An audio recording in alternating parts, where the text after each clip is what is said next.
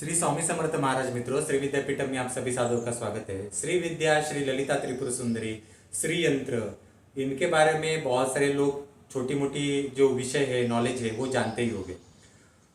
तो श्री विद्या या ललिता त्रिपुर सुंदरी का कुछ किस्से मैं आपको थोड़ा 1-2 मिनट में बताने जा रहा हूँ कि जिससे आपके भी नॉलेज में वृद्धि हो जाए। देखिए, ललिता त्रिपुर सुंदरी या जो अलग अलग महाविद्याएं हैं, अलग अलग देवी देवताएं होती है, ये भी कोई ऐसे जैसे हम किसी फिल्म में देखते हैं या सीरियल में देखते हैं, धार्मिक सीरियल होते हैं, उसमें देखते हैं कि किसी के तीसरे नेत्र से कोई देवता प्रकट हो गई, किसी ने आशीर्वाद ऐसे अचानक से डाल दिया तो देवता प्रकट हो गई।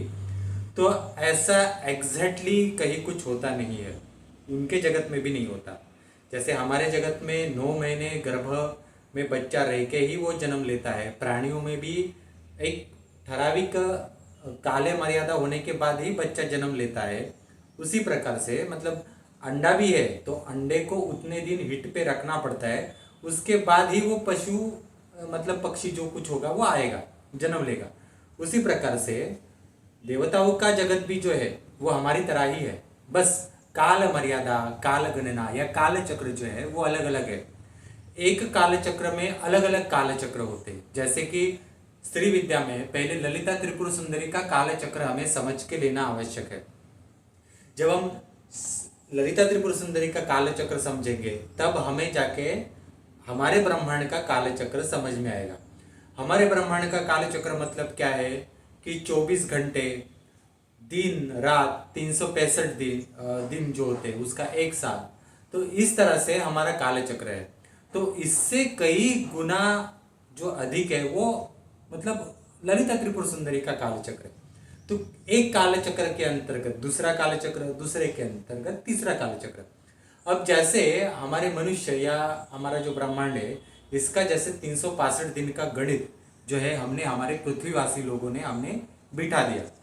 तो उसी प्रकार से आप मंगल ग्रह के ऊपर जाएंगे, गुरु ग्रह के ऊपर जाएंगे, तो वहां पर उस ग्रह का काल चक्र होगा। ये मैं आपको क्यों बता रहा हूं, क्योंकि ये नॉलेज बहुत इंपॉर्टेंट है। क्योंकि श्री विद्या का अभ्यास कर रहे हैं। श्री विद्या मतलब ऐसा नहीं है कि आप किसी गुरु के पास गए, गुरु ने किताबें पढ़ के आपके कान में मंत्र फूंक दिया, 25,000 का श्री यंत्र आपको खरीद के दिलवा दिया और वो आप जाप कर लो, पंचदशी या श्री विद्या का दीक्षा हो गई। इसको श्री विद्या की दीक्षा नहीं कहा जाता। अगर आपने इस तरह से मेडिटेशन और कल्पना करके श्री विद्या दीक्षा ली है तो ऐसा कुछ नहीं होता, ये आप फंस चुके हैं। और एक बार आप किसी महाविद्याओं के दीक्षा के चक्कर में पड़ गए और आपने गलत दीक्षा ली तो उसके परिणाम भी होते हैं। नहीं तो आप सोचिए कि हम भी श्री विद्यापीठम से शॉर्टकट वाले श्री विद्या दीक्षा हम भी सिखा सकते हैं, हम भी करोड़पति बन सकते हैं। इतने सारे रिचुअल सिखाने की हमें भी जरूरत नहीं पड़ती, छोड़ देते हैं, हम आगे बढ़ते हैं। तो ये काल चक्र जैसे है कि हमारे अर्थ का जैसे काल चक्र 365 दिन का हमने बता दिया। इस काल चक्र में मनुष्य का काल चक्र, पशु पक्षी, इनका भी काल चक्र होता है। बस उसकी जो मांडनी होती है, वो जो एक लिखावट होती है, वो मनुष्य तक नहीं आती। वो एक निसर्ग या नेचर अपने अपने हिसाब से काल चक्र देखता है। पीपल का पेड़ है, बरगद का पेड़ है, वो तो ऐसे 150-200 साल भी जीता है। ये भी सारी चीजें हैं, तो वो सब एक काल चक्र के अंतर्गत दूसरा काल चक्र आता है। जब ललिता त्रिपुर सुंदरी का हम काल चक्र देखते हैं तो उनके काल चक्र में हम भी नहीं बता सकते उनका दिन कितना लंबा है। कहा जाता है कि हमारे यहाँ पे ब्रह्मदेव जो है उनका ही दिनचर्या, उनका ही काल चक्र कितना बड़ा है। तो ललिता त्रिपुर सुंदरी के अंतर्गत ऐसे कितने सारे ब्रह्मा आते होंगे। और जब आप ब्रह्मा, विष्णु, ब्रह्मा, शिव, इनका कंसेप्ट समझते हो तब आपको ये भी पता होगा कि ब्रह्मा, विष्णु, महेश, उनकी 3 पत्नियां पार्वती, लक्ष्मी और सरस्वती। अब इनके ऊपर कई सारे विष्णु जो होते हैं उनको मैनेज करने के लिए महाविष्णु होते हैं, कई सारे महेश या कई सारे शंकर होते हैं। उनके ऊपर शंकर तत्वों को मैनेज करने के लिए, शिव तत्वों को मैनेज करने के लिए महाशिव होते हैं। अब समझ में आ गया। वैसे ही अनेकों ब्रह्मा होते हैं, उनको मैनेज करने के लिए महाब्रह्मदेव हम किस कह सकते हैं, वो होते हैं। और ये जो तीनों महाशिव, महाब्रह्मा महाविष्णु, इनको मैनेज करती है ललिता त्रिपुर सुंदरी, और उनके पति परमशिव, या फिर उनको कहते हैं काले महाकामेश्वर इनको कहा जाता है। तो ये अफाट बड़ा और बहुत लंबा विस्तारित कालचक्र है।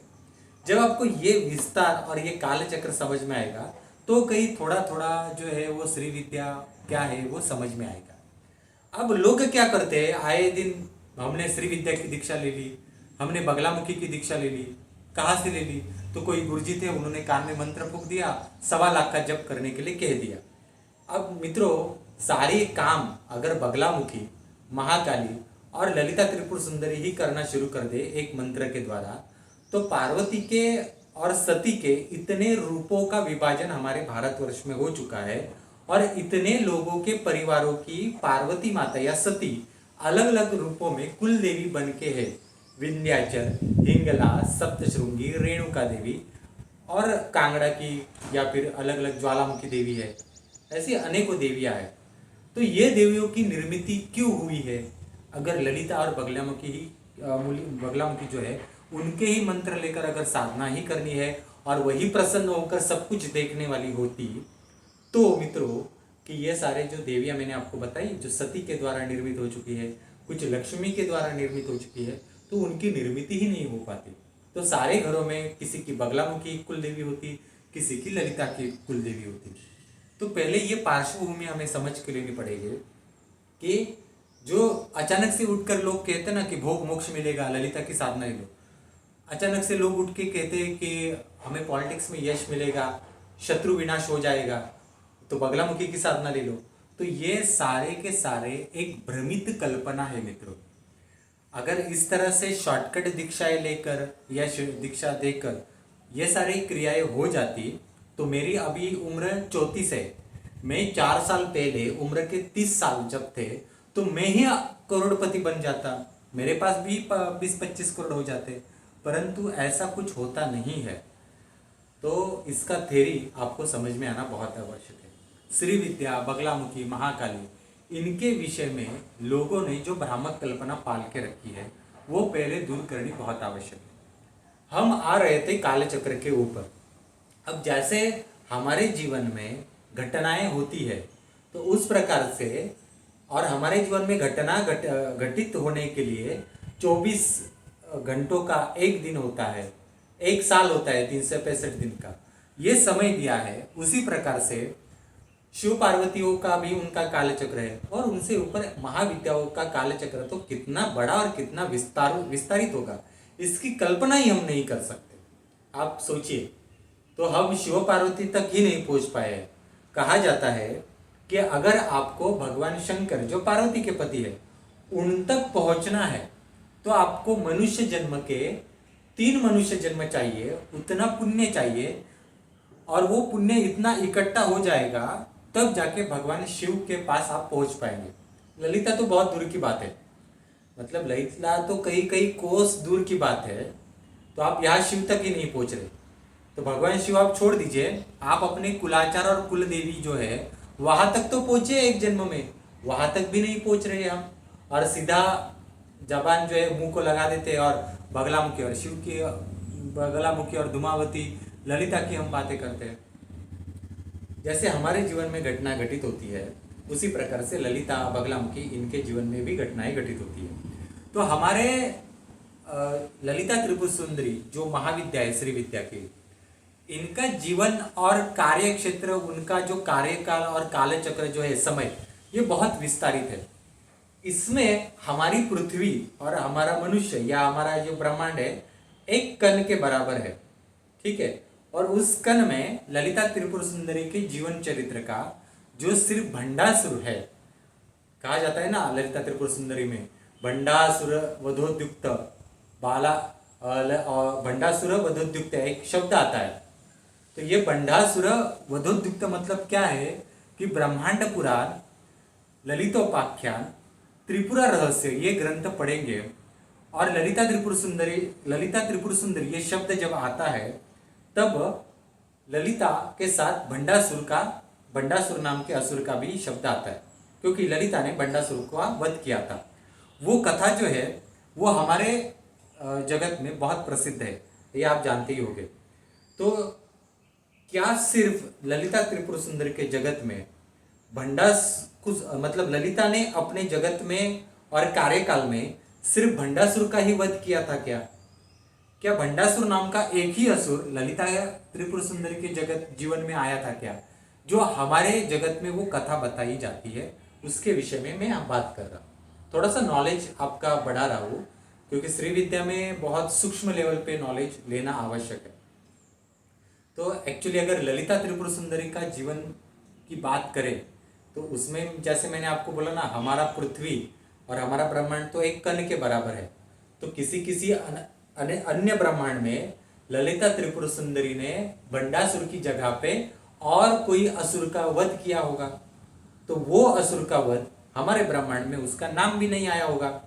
जैसे कहा जाता है कि ललिता त्रिपुर सुंदरी का जो श्री यंत्र होता है, उस श्री यंत्र को महामेरु कहा जाता है।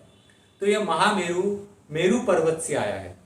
तो पहले आप जानते हैं क्या कि श्री यंत्र को महामेरु तो कहते, ठीक है, परंतु ये महामेरु या मेरु पर्वत जो है, ये शब्द हमारे पृथ्वी का नहीं है, ये किसी दूसरे जगत का महामेरु शब्द है, और वो एक पर्वत का नाम है जो हमारे ब्रह्मांड में आया है। अब वो आया कैसे? तो पूर्व काल में देवी देवता जो थे हमारे पृथ्वी के ऋषि मुनियों को मिलने के लिए आते थे, दूसरे जगत के ऋषि मुनि हमारे ऋषि मुनियों को मिलने के लिए आते थे, हमारे ऋषि मुनि दूसरे जगत में चले जाते थे। तो ऐसे आवागमन से जो थे वो काफी सारी चीजें जो है शब्द यहाँ परावर्तित हो गए। जैसे कि ब्रिटिश आ गए भारत में, तो हम क्या कहते हैं कि पंखा लगाओ नहीं कहते, फैन लगाओ कहते हैं, ठीक है। ये सारे ऐसे शब्द बदल गए। तो ये महामेरु या मेरु शब्द जो है हमारे पृथ्वी का शब्द नहीं है, हमारे ब्रह्मांड का शब्द नहीं, तो दूसरे ब्रह्मांड का ललिता त्रिपुर सुंदरी के लिए शब्द था, श्री यंत्र के लिए, वो हमारे जगत में आ गए। अब ललिता त्रिपुर सुंदरी के आप देखेंगे, जैसे हमारे जगत में कहा जाता है ना 17 खतरा, 13 भी जो आंकड़ा है, 13 17 ये आंकड़ा जो है ये खराब माना जाता है, हाँ, या फिर घातक माना जाता है। तो ये 17 और 13 ये जो दो आंकड़े हैं वो घातक इसलिए माने जाते हैं क्योंकि उसकी उपलब्धि ललिता त्रिपुर सुंदरी की कथाओं से आती है। इसलिए आती है कि ललिता त्रिपुर सुंदरी के उनके जगत में ललिता त्रिपुर सुंदरी का आज तक का जो जीवन चरित्र है, इसमें ललिता त्रिपुर सुंदरी ने 17 महायुद्ध खेले। तो 17 महायुद्ध खेले, इसलिए 17 जो है वो 17 खतरा हमारे जगत में वो शब्द प्रचलित हो गए, कहावत प्रसिद्ध हो गई। 13 आंकड़ा जो है उसके बारे में भी कहावत है, 13 आंकड़ा, वो भी अनाप शनाप उसके बारे में भी कहा जाता है। तो वो क्यों 13 आंकड़ा? 17 जो महायुद्ध खेले गए ललिता ने, उसमें से 13 जो युद्ध थे उसमें वराही माता ललिता के साथ थे, इसलिए 17 और 13 आंकड़ों की कहानी जो है ये है। इसमें हम ये भी बता सकते हैं, इसमें भंडासुर का वध और भंडासुर की युद्ध की कथा एक है। इसमें और जो 16 युद्ध है, किसने किससे युद्ध किया, कब किया था, क्या हुआ था उसमें, ये सारा नॉलेज जो है हमारे श्री विद्यापीठम में है, ये आपको कहीं और है भी नहीं। इवन लोगों को जो श्री विद्या और श्री यंत्र की पूजा करते या दीक्षा ली है, उनको भंडासुर कौन है ये भी पता नहीं है। श्री विद्या की शुरुआत महागणपति से करते हैं वो भी पता नहीं। कितने सारे लोगों को वराही कौन है श्री विद्या में करती क्या है वो भी पता नहीं। तो मातंगी भी पता नहीं होती, ये भी पता होने आवश्यक है।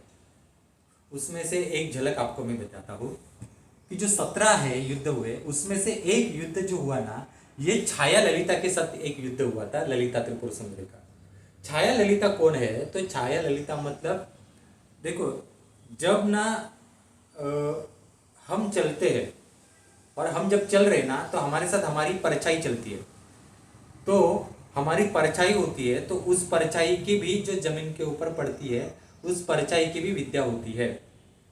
तो परछाई की विद्या मतलब क्या है कि मैं अगर यहाँ बैठा हूँ और मेरी परछाई सामने वाली भूमि के ऊपर पड़ गई, 1 घंटा में इसमें बैठा हूँ, परछाई जमीन के ऊपर गिर गई, उस जिस भूमि के ऊपर परछाई गिरी है या जिस वस्तु के ऊपर मेरी परछाई आई है, तो ऐसी वस्तु में लूंगा, पत्थर होगा या मिट्टी होगी वो मैं लूंगा और उसके ऊपर ब्लैक मैजिक करके अगर मैंने कोई पुतला बना दिया, ठीक है, उस मिट्टी का पुतला बना दिया, तो उस पुतले में मेरा प्रतिरूप उसमें डालकर मुझे इनडायरेक्टली हैंडल उस मूर्ति से कर सकते हैं। तो ये परछाई की विद्या भी होती है। तो उसी प्रकार से आप सोचिए, मनुष्य का इतना है, तो ललिता त्रिपुर सुंदरी जो बड़ी महाविद्या है, वो जब चलती है तब उसके साथ उसकी भी परछाई होगी। तो वो जो परछाई है ललिता की, उसको बोलते हैं छाया ललिता। तो उसकी भी एक अलग विद्या है, और वो करती क्या है, वो उसका भी एक थ्योरी अलग है श्री विद्या में। आप लोग अभ्यास नहीं करते हैं। आप लोगों को क्या है, श्री यंत्र घर में रखेंगे, किसी गुरु ने कहा कि पंचदशी का मंत्र होगा, वो मिलेगा, फिर भोग मोक्ष मिलेगा। अरे 15 साल से तुमने पंचदशी का मंत्र लिया है, लाख लाख रुपए खर्च किए हैं श्री विद्या के लिए, और तुम्हें छाया ललिता इतने इतने डीप नॉलेज नहीं है तुमको, तुम्हारे गुरु को भी इतना डीप नॉलेज नहीं है। तो ये नॉलेज तो चाहिए ना, ये नॉलेज के लिए ही हमारा श्री विद्यापीठम है। तो ये सारा नॉलेज आप हमारे श्री विद्यापीठम से ले सकते हो मित्रों, ठीक है। तो ये छाया ललिता, तो छाया ललिता का भी वो किस्सा ऐसा है कि ललिता जब चलती थी तो चलते वक्त ललिता की छाया भी उसके साथ आती थी। तो जो छाया ललिता का अपना एक स्वतंत्र रूप था, तो उसका भी एक छाया ललिता थी, उप छाया, छाया ललिता की भी अपनी छाया होती थी। तो वो उसकी पुत्री थी, हम कह सकते थे छाया ललिता की पुत्री ही छाया ललिता थी। हाँ, तो उसको ललिता की छाया ने इतना लाड प्यार किया कि छाया ललिता अब ललिता के साथ होने के कारण अपना स्वतंत्र अस्तित्व दिखा नहीं सकते थे। तो उसके अंदर भी थोड़ा सा ईगो, कुछ चीजें थी कि मैं भी, मुझे भी स्वतंत्र कुछ चीजें मिलनी चाहिए, जैसे ललिता त्रिपुर सुंदरी को मिली है उसी प्रकार से। तो वो स्वतंत्र रूप से काम नहीं कर सकती, तो उसने अपनी ही अलग से एक छाया, उपछाया निकाल के उसका लाड़ प्यार, उसको उतनी विद्याएं दी, और उसको एक स्वतंत्र ललिता त्रिपुर सुंदरी का अधिकार देकर ललिता के साथ प्रति छाया ललिता निर्माण की, और ललिता के सामने उसको युद्ध के लिए खड़ा कर दिया। तो वो एक बहुत लंबा किस्सा है, वह यहाँ पर मैंने एक छोटा ही किस्सा बताया है, मतलब सारांश बताया है कि ऐसे अनेकों किस्से जो है ललिता के 17 युद्ध में आते हैं।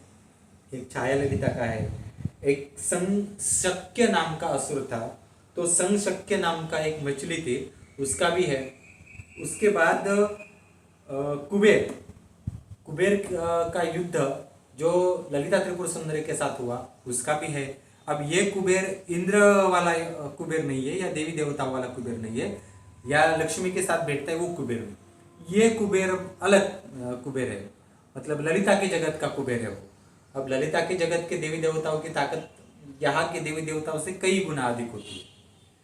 तो ये ललिता त्रिपुर सुंदरी के बारे में हमारा छोटा सा लेक्चर था।